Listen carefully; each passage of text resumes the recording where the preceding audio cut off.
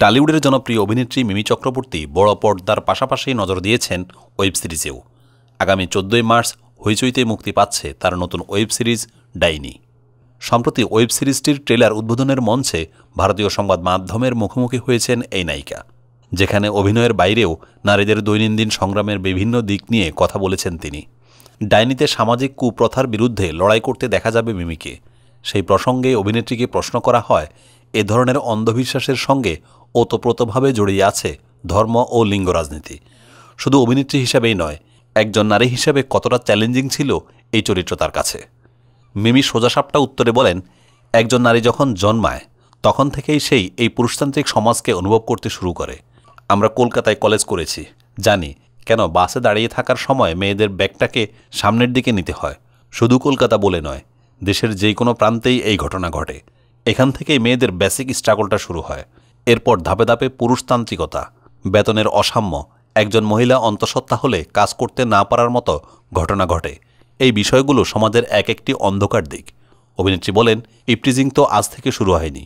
সতীদাহ প্রথা কিংবা খনার জীব কেটে নেওয়ার কথাও শুনেছি, সেটাও তো প্রাচীন ঘটনা। এইটা কিন্তু শুধু মেয়েদের ক্ষেত্রেই হয়েছে। অভিনেত্রীর মতে অনেকেই আজকাল ফেমিনিজমকে গালাগাল হিসেবে দেখেন।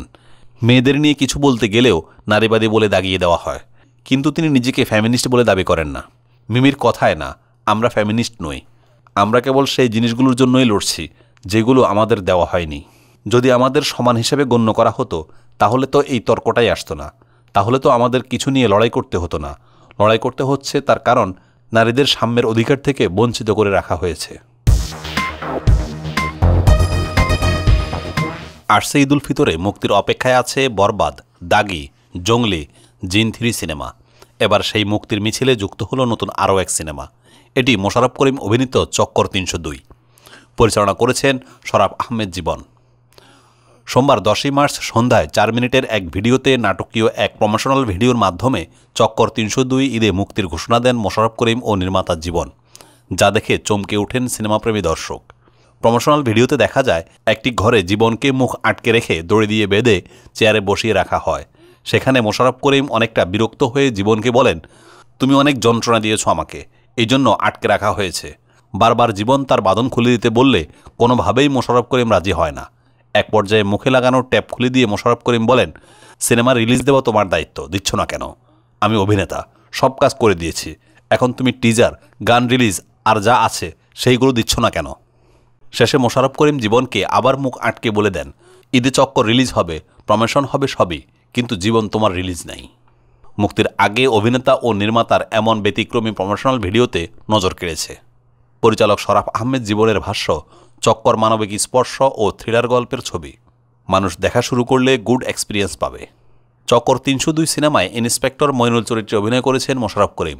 সরকারি অনুদানে ও কারখানা প্রোডাকশনের প্রযোজনায় এর শুটিং হয়েছে, সহ প্রযোজনায় গামা ফ্লিক্স। চক্কর 302 হল শরাফ আহমেদ জীবন পরিচালিত প্রথম চলচ্চিত্র।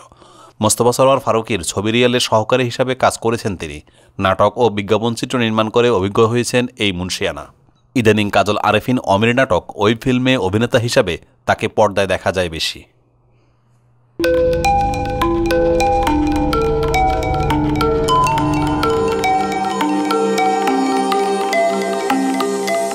টেক টিভি, দেশ ও দশের কথা বলে।